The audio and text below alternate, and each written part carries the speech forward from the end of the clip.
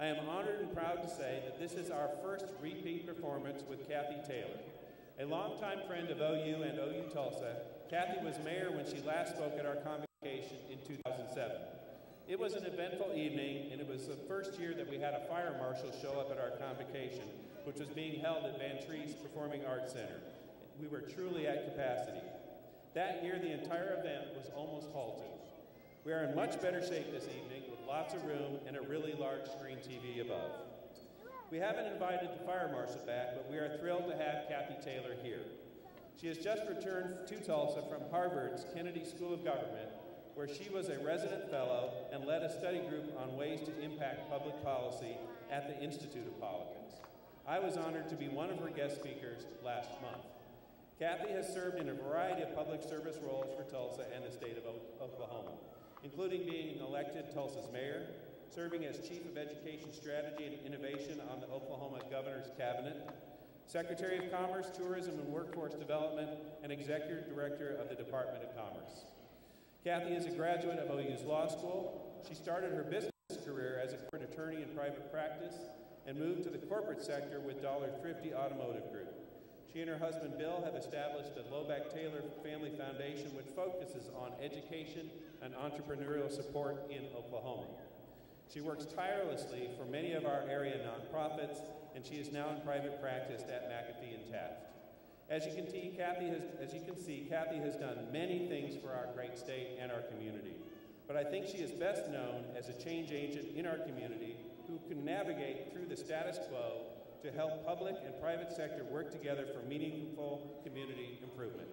Please join me in welcoming Kathy Taylor.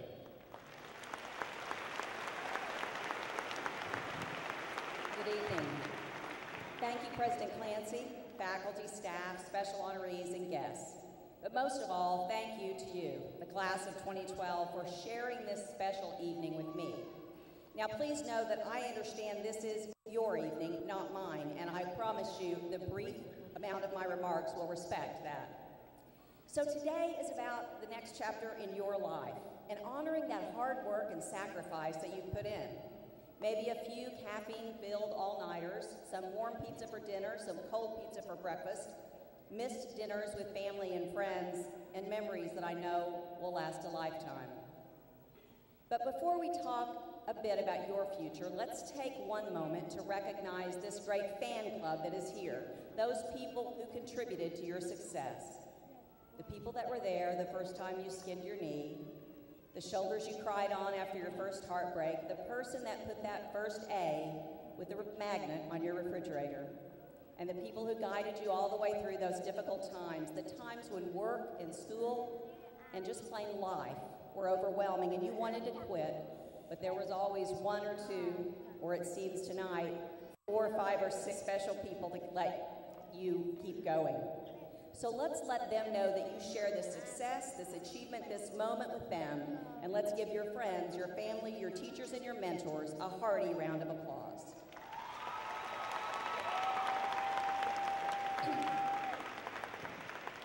So graduates, today you join a very elite group. Fewer than 28% of the people in America have a college degree. Fewer than 10% have graduate or professional degrees. You are fortunate to have good teachers, caring friends and family, and a determination to succeed. But please remember, there are many who are not as fortunate as you. In fact, in our country today, 1 in 4 children fails to receive a high school diploma. 1 in 4. That means we lose an entire graduating class every 4 years. In 50% of America's largest cities, less than 50% of kids graduate from high school on time. And for those kids, it means they're 8 times more likely to go to prison, they're 2 times more likely to be unemployed, and they're 3 times more likely to live in poverty. In Tulsa, 84% of our kids at Tulsa Public Schools live below the poverty level. In Oklahoma, 2 of every 9 children are born poor, and a baby is born poor in Oklahoma every 37 minutes of every single day. Attainment of a high school diploma is the single most effective strategy against adult poverty. Yet in Oklahoma, like many other states in this nation, a significant number of students don't graduate on time and receive a diploma, and are literally almost sentenced to poverty. And what happens to our state? Well, we're required to spend 2.8 more money per prisoner, 2.8 times more money per prisoner as we do per public school student. Now you might ask, why are these statistics important to you? Because you're receiving your college or graduate degree. Because for you it means increased costs for prison populations, fewer trained workers to hire, higher healthcare costs, and increased costs of public safety. I've heard President Boren say many times, it is economically unsustainable and morally unacceptable. Now there are examples of people who have seen this crisis and stepped up to fix it. Of course, first it's the teachers, those who work for lower wages, long hours, and live with continued funding uncertainty. They're the unsung heroes often in this battle for the future of our children. There's General Colin Powell, who began America's promise to increase the dialogue on education and decrease the dropout rate. There's Mike Feinberg and David Levin, who started the KIPP College Preparatory Program, a tuition-free college prep high school that has 82 schools around the nation, including one in Tulsa. Or Jeffrey Canada, a New York kid who returned to Harlem with a vision of educating Harlem's poorest kids and remaking their environment one block at a time. Or Wendy Kopp, who began Teach for America, that now has teachers around the country changing the lives of over 3 million students, including those in Tulsa. Now today you're celebrating your successes and accomplishments, and it's a wonderful feeling, and you treasure this amazing moment. But I predict there's a better feeling and a better moment awaiting for you in the future. Because as great as it feels to reach your own goals, it's exponentially more exhilarating to help guide someone else to accomplish their dreams. When a kid who is at risk for dropping out doesn't walk away from education, but walks across the stage for a diploma, and you sit in the bleachers with butterflies in your stomach, just as nervous as that student, you know your education helped you, but more importantly, it helped others. So I believe it is your turn, it is our turn, our opportunity to help change these statistics I've discussed. Your teachers and mentors and role models have come in all forms. They were moms and neighbors and bosses or chance acquaintances, and they're the people who made a difference in your life. So thank them and honor them by giving in a sustainable way, by being a mentor to others. Students who have the involvement of a caring adult are less likely to be expelled, more likely to increase school attendance, and more likely to get that vital high school diploma. And in Oklahoma, a high school diploma means an opportunity to earn a post-high school education regardless of financial circumstances, with Oklahoma's Promise and Tulsa Achieves. So I'm not asking you to take on the entire American educational system, unless of course you choose to. But what I am asking you to remember is that you didn't make it here alone, and that those that follow you can't reach their goals alone either. So I'm asking, as you climb up that corporate ladder, as you continue to achieve in your profession, and as you push yourself further, reach behind you and help someone walk the path that you have just forged.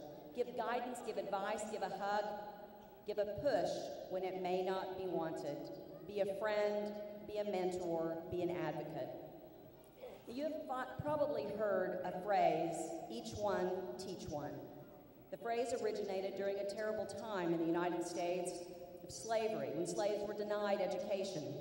Denying education was a way to keep slaves from hoping for a better life. But many slaves and others were brave enough to risk themselves to teach others. When a slave learned to read, it became her or his duty to teach someone else.